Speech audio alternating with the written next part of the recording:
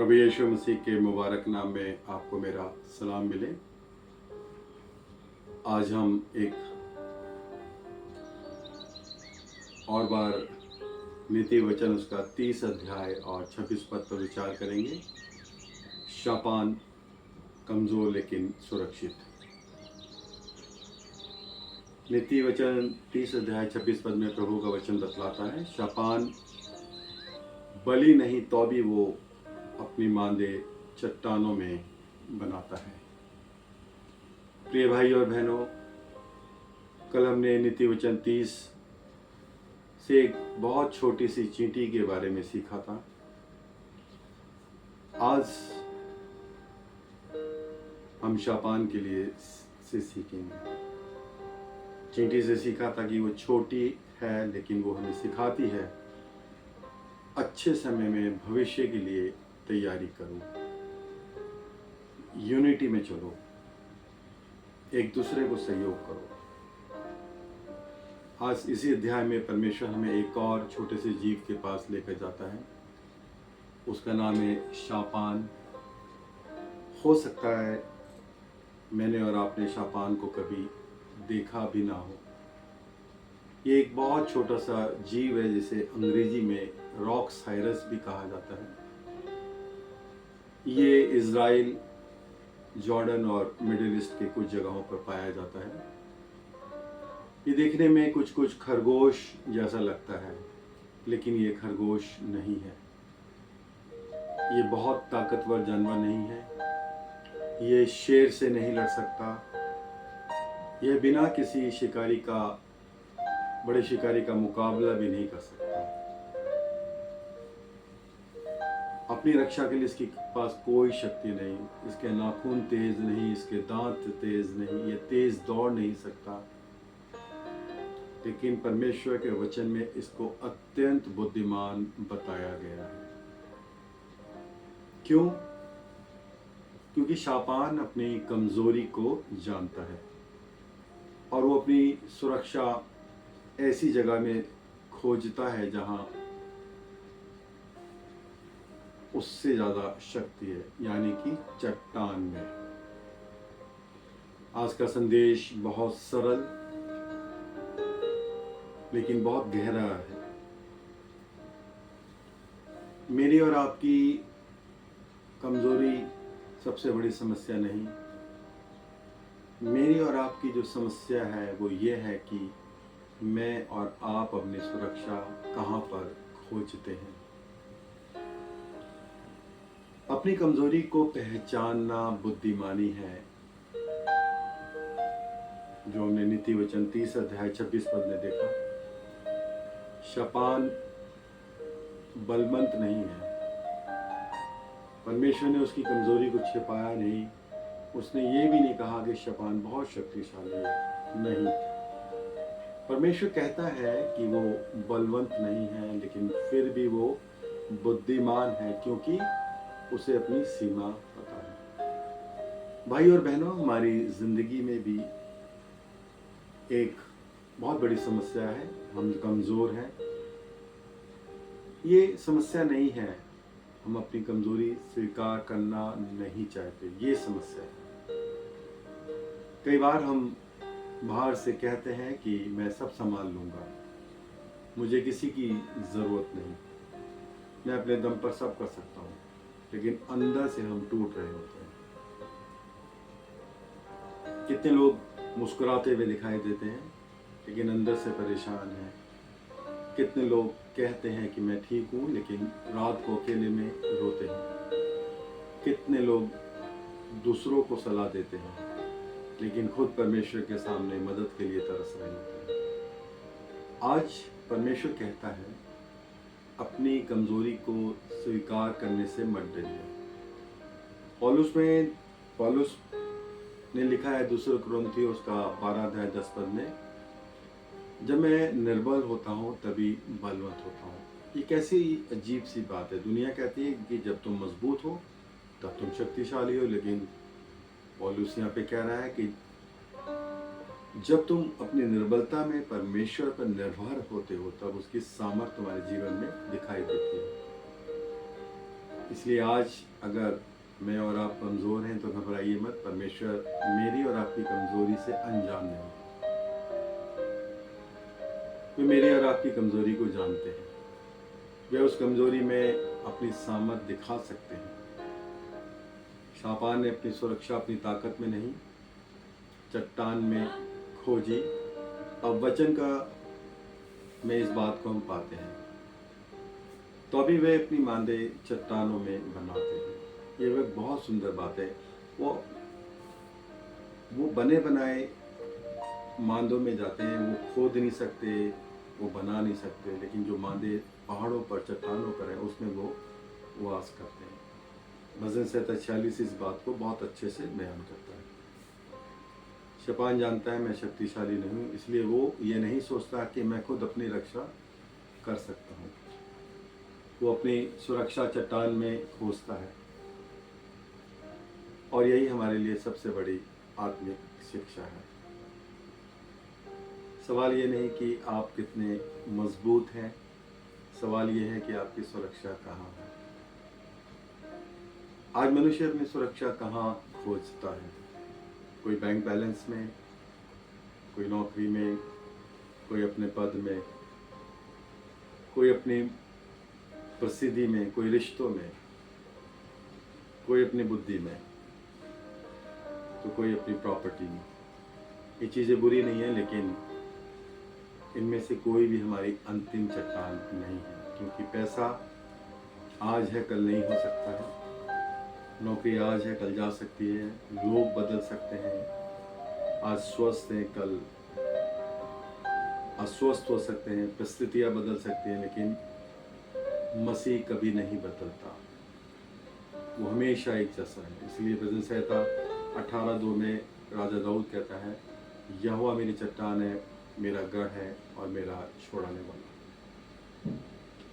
क्या आप इस बात को अपने जीवन में पकड़ सकते हैं? मेरी चट्टान कौन है? मेरी नौकरी नहीं, मेरी पैसा नहीं, मेरी ताकत नहीं, मेरे रिश्ते नहीं। मेरी चट्टान अगर है तो वो प्रभु यीशु मसीह। खतरा आए तो चट्टान की ओर भागिए।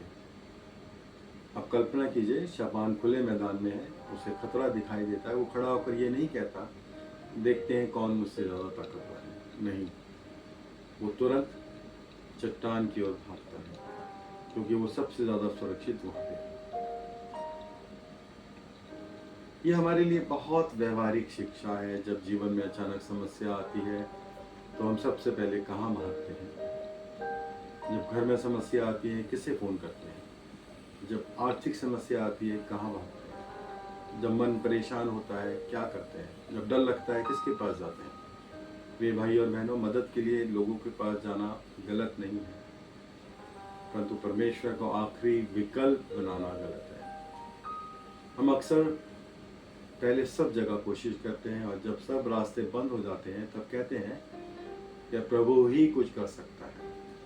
लेकिन परमेश्वर चाहता है मुसीबत आने से पहले उसके पास जाए।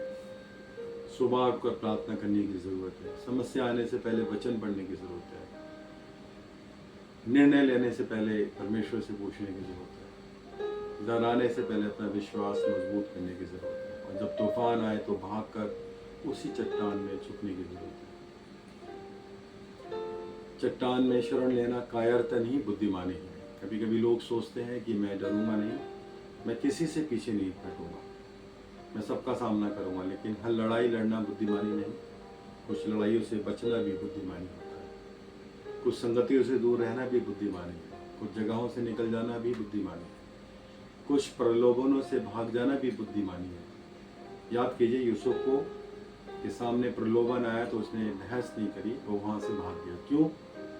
क्योंकि वो जानता था कि कौन सी जगह उसके लिए सुरक्षित नहीं है। इसी तरह हमें भी आत्मिक विवेक चाहिए। अगर कोई संगति आपको परमेश्वर से दूर कर रही है तो उससे दूरी बनाइए। अगर कोई आदत आपको आपके आत्मिक जीवन को नष्ट कर रही है तो उसे छोड़िए। अगर कोई वातावरण आपको पाप की ओर खींच रहा है तो उससे बाहर निकलिए। ये कमजोरी नहीं है, ये बुद्धिमानी है। हर जगह खड़े रहना बहादुरी नहीं, सही जगह खड़े रहना ही बुद्धिमानी है। आपकी और मेरी चट्टान मेरी और आपकी नींव तय करती है।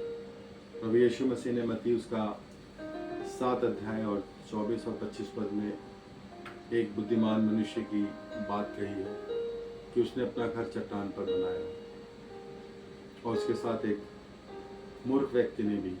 दोनों के घर देखने में बिल्कुल एक जैसे थे, रंग रोगन एक जैसा था, खूबसूरती एक सी थी, लेकिन फर्क कहाँ पे महसूस हुआ? जब आंधी आई, तूफान आया, बारिश आई, तब दोनों घरों में अंतर महसूस हुआ। जिस बुद्धिमान ने अपना घर चट्टान पर बनाया था वो गिरा नहीं। ध्यान दीजिए, प्रभु यीशु मसीह ने नहीं कहा कि अगर तुम मेरे पीछे चलोगे तो तुम्हारे जीवन में तूफान नहीं आएगा। उन्होंने कहा तूफान भी आएगा, बारिश भी आएगी, हवा भी चलेगी, समस्या भी आएगी, लेकिन सवाल ये है कि आपकी और मेरी नींव कहाँ है? अगर नींव मजबूत है तो तूफान मुझे और आपको हिला नहीं सकता, ये गिरा नहीं सकता। आज शायद मेरा और आपका जीवन भी किसी तूफान से गुजर रहा हो। घर में तनाव हो सकता है, आर्थिक परेशानी हो सकती है, सेहत की चिंता हो सकती है, भविष्य को लेकर डर हो सकता है। लेकिन आज परमेश्वर मुझे और आपसे कहता है तूफान को देखकर मत डर, अपनी नींव को देख। अगर मेरी और आपकी नींव मसीह में है तो मैं और आप अकेले नहीं। आपकी और मेरी चट्टान हमारे साथ है। अपनी कमजोरी को परमेश्वर के हाथ में दे दीजिए। हो सकता है आज कोई कह रहा हो मेरे पास बहुत कम है, मैं बहुत कमज़ोर हूँ, मेरे पास प्रतिभा नहीं है, मैं बहुत बूढ़ा हूँ, मैं बहुत छोटा हूँ, मैं बहुत साधारण व्यक्ति हूँ। लेकिन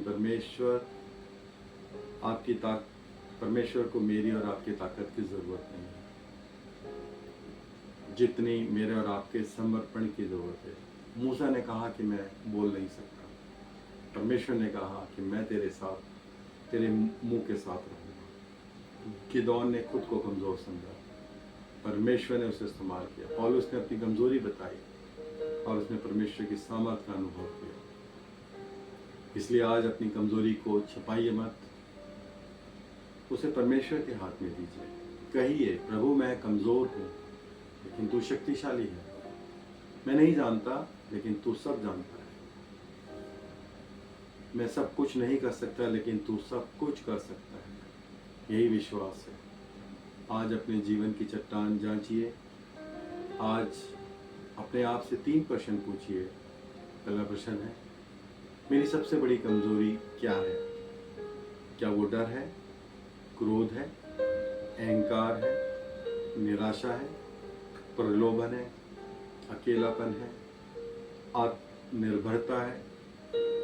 अपनी कमज़ोरी को पहचानिए। दूसरा सवाल, जब मुसीबत आने पर मैं कहाँ भागता हूँ? लोगों के पास जाता हूँ, पैसे के पास जाता हूँ, दुनिया के उपायों के पास, या सबसे पहले परमेश्वर के पास? और तीसरा सवाल, मेरी ज़िंदगी की असली चट्टान कौन है?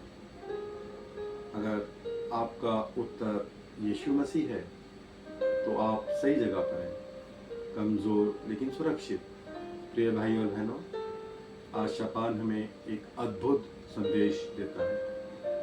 तो हमें ये नहीं सिखाता कि ताकतवर बनो और हर किसी से लड़ो। वो हमें सिखाता है कि अपनी कमज़ोरी पहचानो और सही चट्टान में चरण लो। चीटी ने हमें सिखाया कि अच्छे समय में तैयारी करो। शपान हमें सिखाता है अपनी सुरक्षा सही जगह खोजो। और दोनों मिलकर हमें बताते हैं कि आज की बुद्धिमानी कल की सुरक्षा बनती है। इसलिए अगर आप कमज़ोर हैं तो डरिए मत। अगर आप थके हुए हैं, हिम्मत मत हारिए।